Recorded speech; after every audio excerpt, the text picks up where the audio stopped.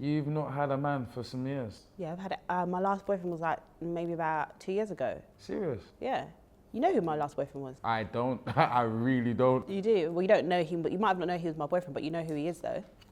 What are you going? Because I saw you in thingy with him. Oh, but you know what I just thought? What? That's your brethren. No, we was together. That's mad, but when I saw you in Basabi, I thought nothing of it. Yeah, we was there. I think we wasn't together at that time though. Do you know why? Because I just thought, Lord, for you to think that, that's childish.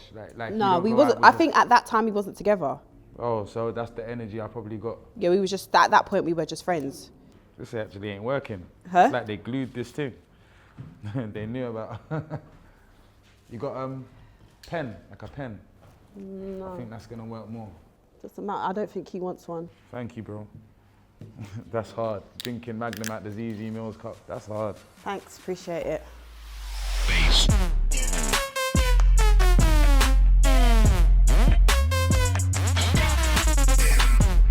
Hi guys, welcome back to the ZEZE MILLZ show.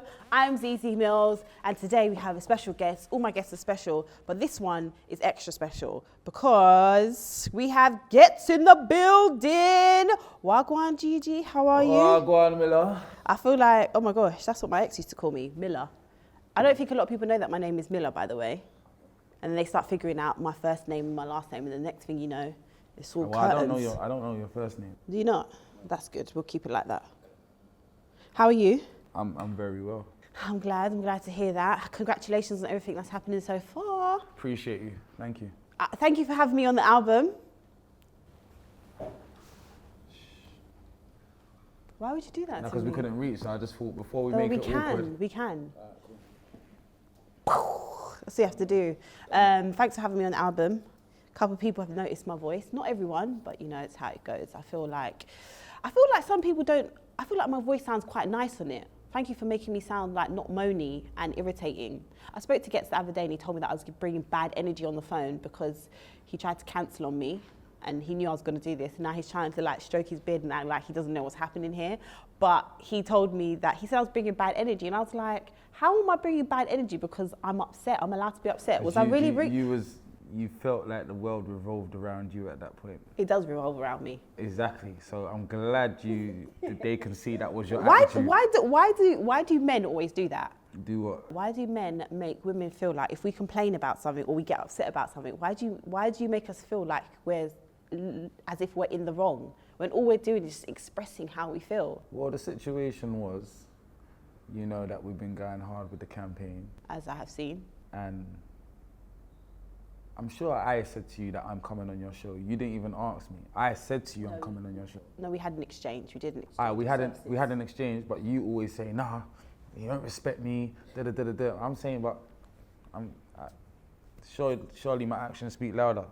Anyway, so I've noticed how's the rollout been? I realise you've been going extremely hard with your campaign. I think it's probably one of the best that I've seen in the UK in a long time. Okay. Yeah, how did that come about? Is it you or is it your team or how does it all work? Who comes up with all the ideas? It's just being very self-aware. So I tell you, I did a sick campaign for Gospel New Testament. I done the exhibition and everything. Oh yeah, you did. That's right, but we like to forget what you know what I'm saying. So and Akala was there, and you had a whole discussion about it. Yes, you did. So as you remember, I've already been in this headspace. Right. Okay. I felt like that wasn't credited, or even the album wasn't as big as I thought it should be. I always put in loads of work, you know what I'm saying? And this time I just felt like, you know that saying when people say, if you do the same thing over and over again, you look for a different result, you're crazy. Yeah. Switch it up a bit. And I knew I was in the position to do a partnership with a major because of, even though I feel like Ghetto Gospel New Testament was underrated, because of the noise it had made, I was still in a position to do a partnership, and which would mean that I have full creative control over my product. So despite me signing to Warner, I still had the album ready before I went to Warner. Okay, cool. And a lot of the ideas are my brain children, and I've got a sick team to execute them. Big up Nathan Tetty at Warner. Okay. Sick. Shoots a lot of the videos, put them together. We got Daniel Tuffin, my day-to-day manager, Trenton, you know what I'm saying? Obviously Sayoud, who's with me mostly, and Saeed's been with me since he's like 15. You know what I'm saying? But it's just me looking at it and saying, okay, that time when you released that, you didn't do that, you could have done that. And just looking at it and holding myself accountable, you know, because you can always hold other people accountable for why you're not where you think you're meant to be. Is it hard though, like you said, with the not feeling like Ghetto Gospel done as well as it should? Is it hard for you to kind of detach yourself from that and then move on? Or do you hold, is there a bit of you that holds a bit of resentment or a bit of... There's no resentment. Nothing? There's no resentment, because I understand I'm not the only sick artist that maybe overlooked sometimes, you know what I'm saying? Why do you feel like Ghetto Gospel was overlooked? I mean, I've got my opinion. I don't know, maybe I didn't do something right. Let me know. Do you feel like it was like almost a little bit too conscious, like from what people knew you were as before, if that makes sense? No. It wasn't at all. It's got the exact same balance as conflict of interest. But let me tell you what I did that was different. I released Black Rose first. Right, okay. So it gave it that look, like, you know what I'm saying? Right, I released that first, but I knew if I had released Pick Up the Phone first, Preach second, then Black Rose would be ignored. We don't always look at numbers, but if we look at where Skengman is and Mozambique and No Mercy and you look at the numbers for Proud Family, it's different. Okay. But I feel like it's important to always shed light on that side of the artistry also, you know what I'm saying? But maybe that's not what people always want from me. Well, I was happy, obviously, when you released Black Rose, because it was a subject that I often spoke about, which was colorism. And we've had this discussion before. When it got released and everyone was like, oh, get sick, man, talking about colorism, yeah, da, da, da. And I was like, oh, that's really good. I'm really happy that people are speaking about colorism. But I'm not gonna lie, it was annoying because it was almost as if I've been speaking on this subject, but when it's a woman speaking on this subject, it's again like we're complaining or we're playing the victims, or, you know, there's other factors why it's not colorism. But when you did it, obviously people listened to what you were saying. And I thought that was really important. Once I kind of removed myself from the situation, didn't make it all about me. Not just listen, if you've been talking about something for years and years and people have been saying you're this type of person, but the moment a man releases it, because they don't expect it from me, so yeah, the shock factor adds to the message. What because I guess I never got to speak to you really about that because we just never got to, so I'm going to rewind back now to that. What made you feel like I actually have to speak about that, almost like you just said, sacrificing how well your album was going to do because you said you released that? No, let's not use that as a narrative, because I didn't know. So you didn't know at the time? It's on reflection. When I released Black Rose, it was just, what I did know about that is that it would be ignored if I released the normal Ghetts tunes first. Right. So you kind of, I mean, not like a sacrifice, but you still knew like, this is probably what people are going to receive well because that's what they know me of, but I don't want to get this drowned out, so I'm going to put this first. So what made you kind do that? I'm kind of that way inclined on that artist. I've been doing it so long, I get this feeling that it's right and when it's wrong. Yeah. And even a mix or master or video, I get this feeling, and when that feeling doesn't occur, I don't do it. And I got the feeling with Black Rose. I just got it and I just went for it. Do you feel like colorism has got better?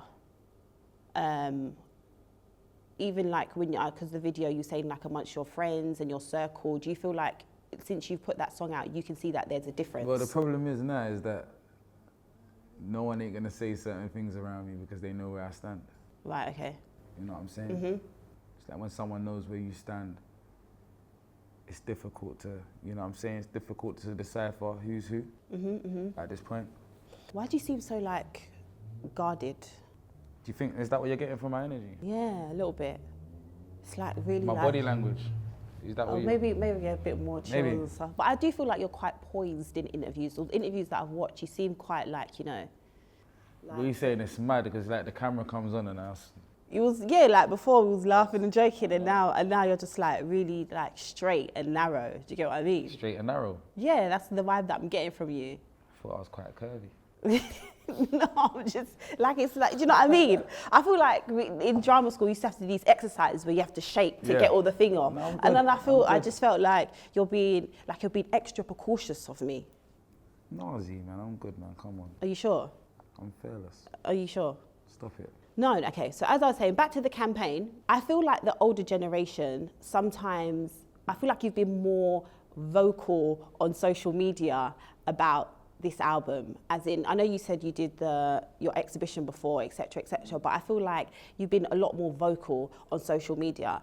And I'm quite happy because I do feel sometimes the older lot, like guys that have been around forever and ever, are men. Too cool for school. That's yeah, our thing. like it's almost... We've got a group chat right now, yeah, and the man them are mocking me, saying, bloody, I move like Obama, dog. That's what I'm saying. It's because usually I get you give me this kind of earthy vibe, like, you know, it's all about the energy. You know, if it's supposed to be, it's supposed to be. I wouldn't say force it, but I'm not gonna do anything extra than I need to do. But I'm happy that I've seen you go, I feel like the extra mile. Is it you kind of clocked on that this is what needs to be done now? No, I was doing what I was doing, and then I got a call from like the digital team, like, you know, you're gonna only finish 700 copies behind number one, you know. And you're just like, no. I'm like, 700? You're mad. All right, cool. Avengers assemble. You know what I'm saying? Because it's like 700 copies.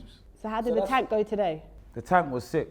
So where did you go? Where did you drive? I went through King's Cross, Regent Street, Oxford Circus, yeah, all around. I saw on social media, I don't know how true this is, that you got stopped, the police stopped you. Yeah, the police stopped me. For what? Do you have, because... We've got a license to do that though, so it was, you know what I'm saying? That's what I was saying. I think, I wondered how this all happens. You have to get it cleared or what, you just roll through? You like... can't just roll through, or that ended very badly.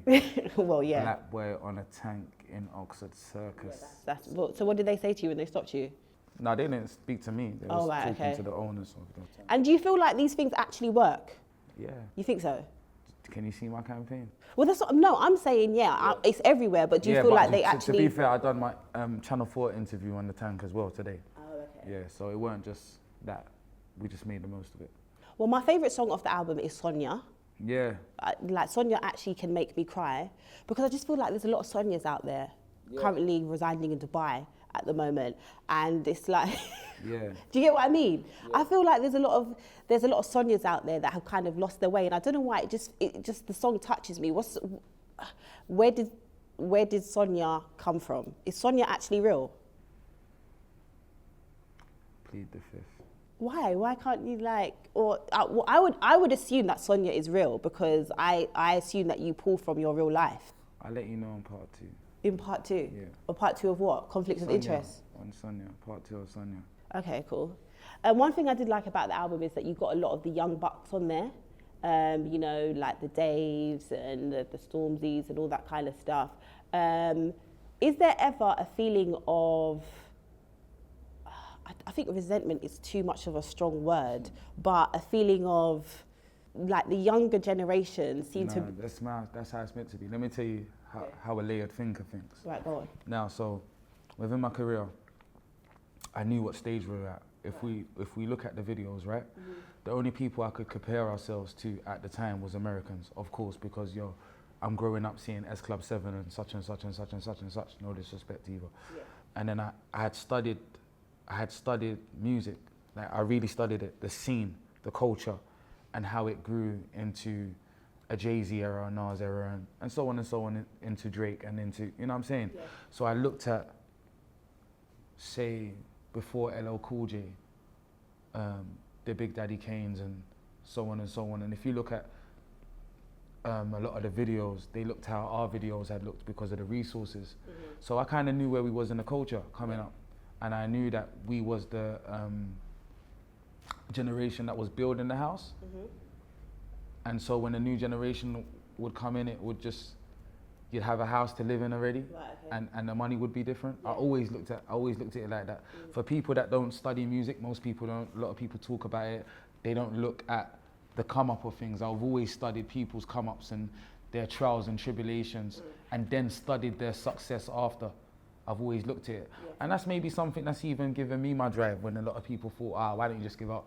You know, because I knew that some people that you rate and look at as a GOAT, I knew his trials and tribulations. Right, okay. You just knew the success story. So you've been doing this for like, I would say like, well, 16, 17 years maybe? Yeah, thank you. They keep giving me this 2 decades title. I don't know where that's coming from. So 16, 17 years. 16. 16, okay.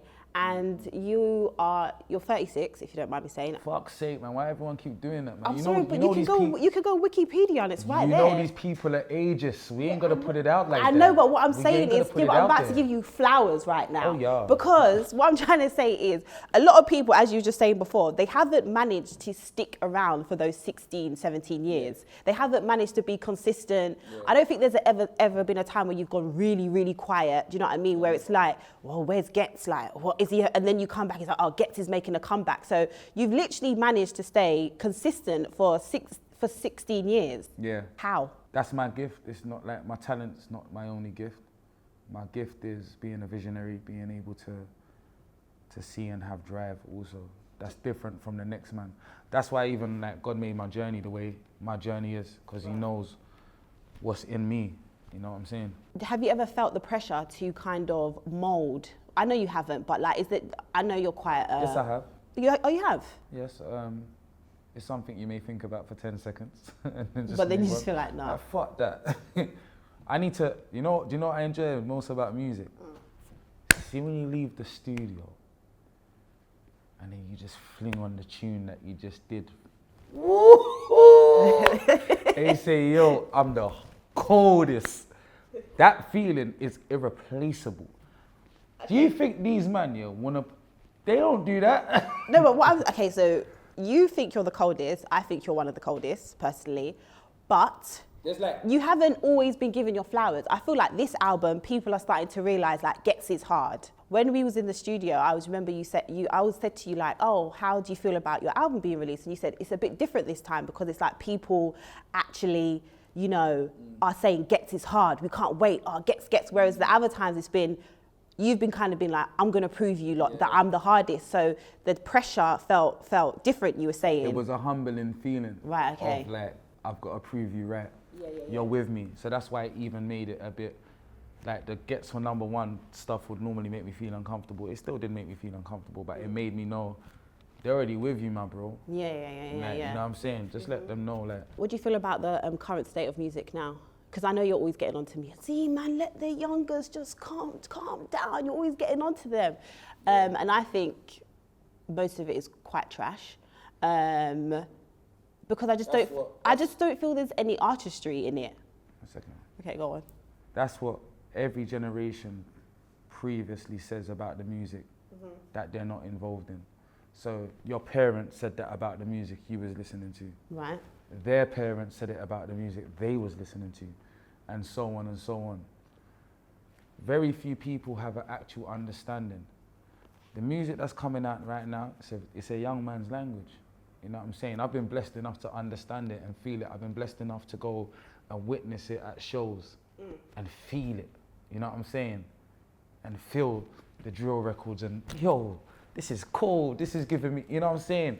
My man's cold, or, you know what I'm saying? I just feel like because you're not into it, you may not have searched for the diamonds. There's diamonds, you know what I'm saying? Bare Grandman was shit. Enough Grandman was shit, like that's the truth. Bare Grandman was shit, but within that there was diamonds. And those diamonds are the ones that are still here today. You have young children, don't you ever think about the content, the lyrical content? Yeah, and that it's a bit. I've got to raise them to understand, don't worship celebrities. I keep pushing this agenda of like, stop worshiping celebrities. When you don't worship celebrities, it's cool, you'll take it for what it is.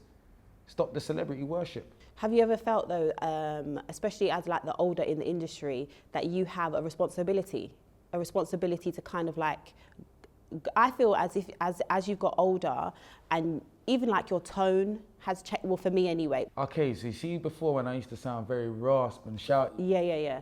It's because I was smoking heavily and the energy level that I used to try and reach, it made the voice just go crunch.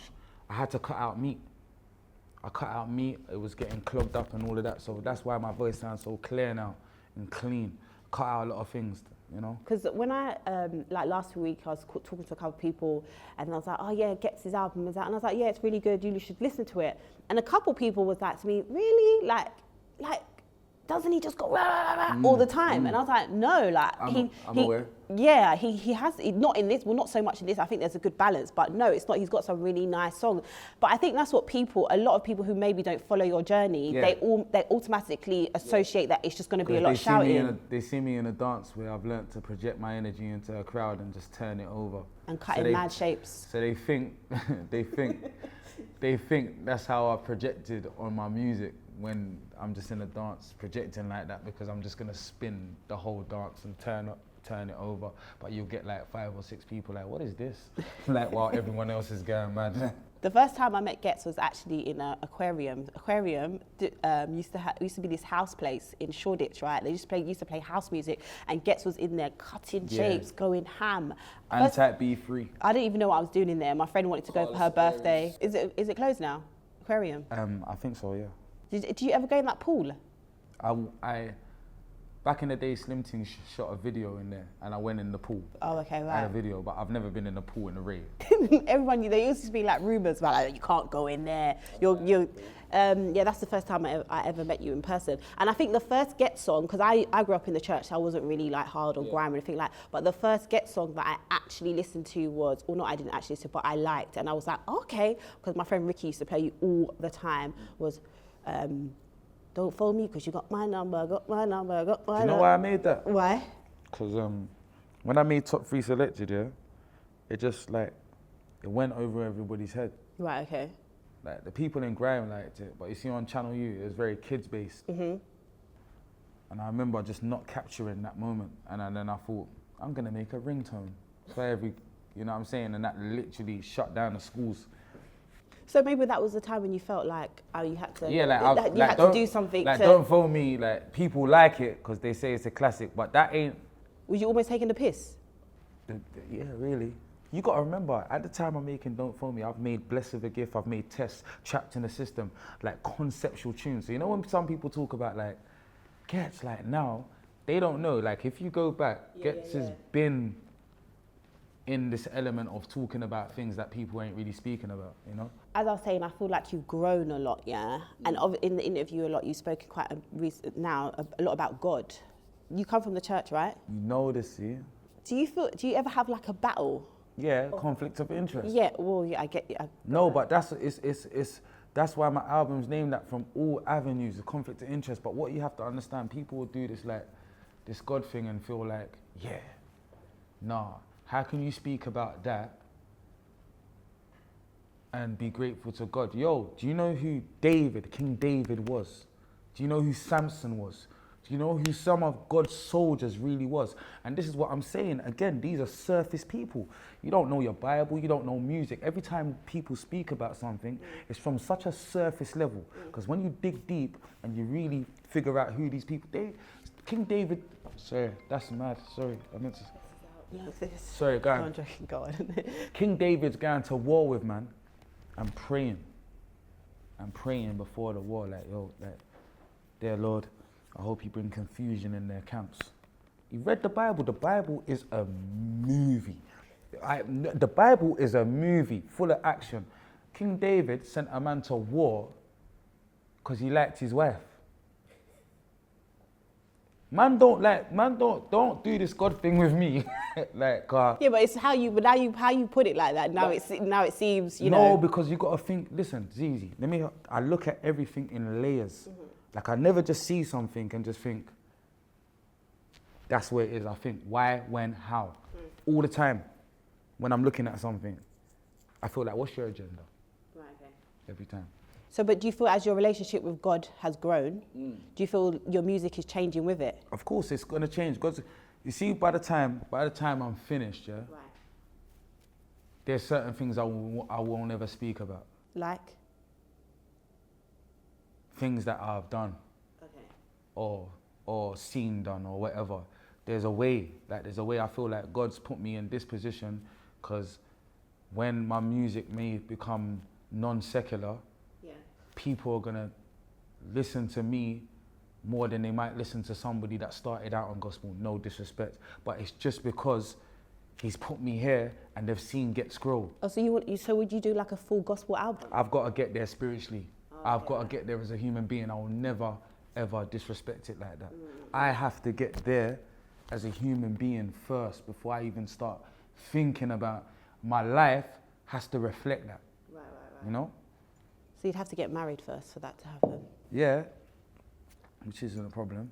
I feel like you don't really put your personal life out there. No, because I was known before YouTube, I was known before blogs and all of these things. So it's uncomfortable for me the way this new era is a bit.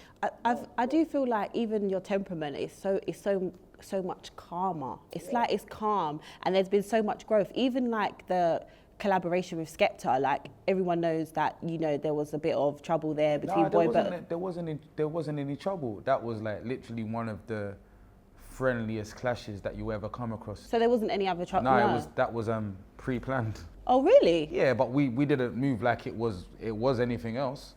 You won't ever hear Skepta say anything disrespectful about me outside of what he thought of my music at that time. You never heard me say anything disrespectful about Skepta other than what I thought about his music at that time. I thought it wasn't necessarily, I wouldn't necessarily say Skepta, but I thought there was like issues with Boy Better Know as a whole. Oh no, we were just warring. Movement, Boy Better Know, right, okay. We're just two crews at the top of their game, different sounds, different styles, just warring. Do you think that again, like back in the, like touching on that, before it'd be a clash, like you said, it was just clash, it was just the music, whereas now it elevates, it goes outside of that. Do you know what's happening before? No, what I mean, like what you just said, boy, it was just to do with music, Yeah, that one, right. That one's like an anomaly. Right. All the others went overboard. So you think it's calmed down? So like people like me who think it's got worse, do you actually think, Nazi, it's actually calmed down? I don't think it's calmed down, but I don't think, it might be worse. Do you feel like it's worse? It could be worse. But I think it's worse because of social media. Yeah, it's not much. It's worse because Stephen from Devon, that's never been in anything in his life, wants to start talking to this kid and say, yeah, are you going to have that? Right. You know what I'm saying? Mm-hmm. So this is where the problems are. Whereas before, it would just be in the ends, innit? It would just be da-da-da-da-da-da-da, this one, that one, who knows is who knows. It's not on social media and that's it. So what's next for GHETS then? Because when we were just talking just before we started filming, you said it's not about getting to number one, it's about being sustainable. It's about actually staying in the charts. And I think that's sick. So when we're going hard, watch this, how I feel already, yeah? Yeah. I'm going to be top 5 regardless tomorrow. Yeah. Regardless. But for all the people on board, we know that this is a staple moment for our culture. Lyricism's not at the forefront. GHETS is 36 in a race for a number 1. Somebody that's been underrated for 17 years. So I represent so many different things. Yeah. The 9-to-5er who's been in at their job for how long and probably been the first to get there and last to leave and may not have got the promotion that somebody else has got. These are all the people that I'm representing. You know what I'm saying? Yeah. So it's very different with me.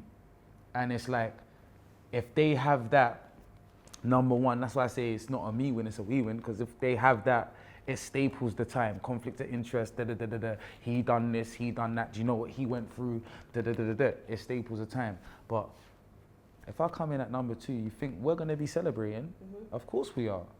Like, let's not get in, lost in terms of, like, if it comes at number, you think we're going to be at home like... Oh, boy. Of course we're not. Yeah. You know what I'm saying? We're going to be celebrating. I saw you the other day at the studio and you was already working on the next thing. Yeah. I think that's mad. Like, the album hadn't even come out yet, but you was working on the next one. I was just like, wow. Yeah. When do you think the next album would come out by? God willing, I want to do it this year. Really? Just because the mode I'm in, do you know what I realize?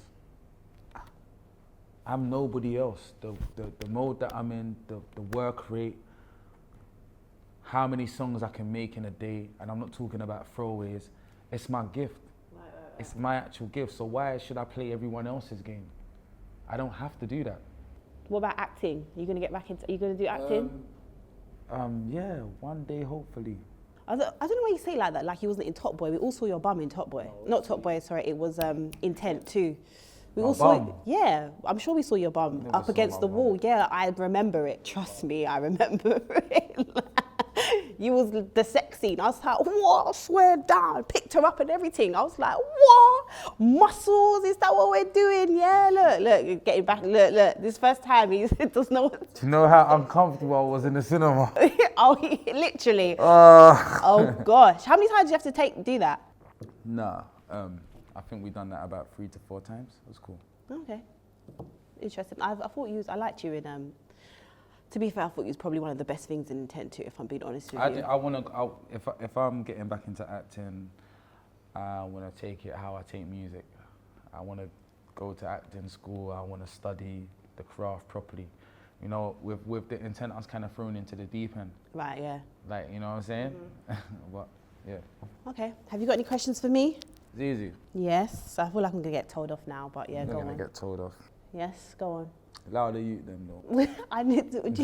Louder you them. Listen, somebody has to say it. Someone has to say something. No one has to say anything. The youths are going to grow their youths. No, Let them grow, okay, but you grew. You've grown in time, and you don't want to talk about certain things. But not everyone's gonna grow. Some people are just gonna stay there. It's cool because you're gonna get to put a magnifying glass on those ones when they're at that age and they're talking about things that they might not be living. But right now, they're youths. Let them grow. You know what I'm saying? Like imagine if my content was that of a much.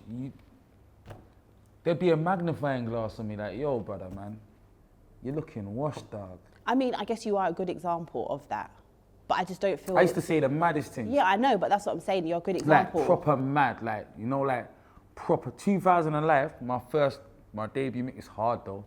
It's cold. It's cold. But I used to say the maddest things, like literally, you know what I'm saying?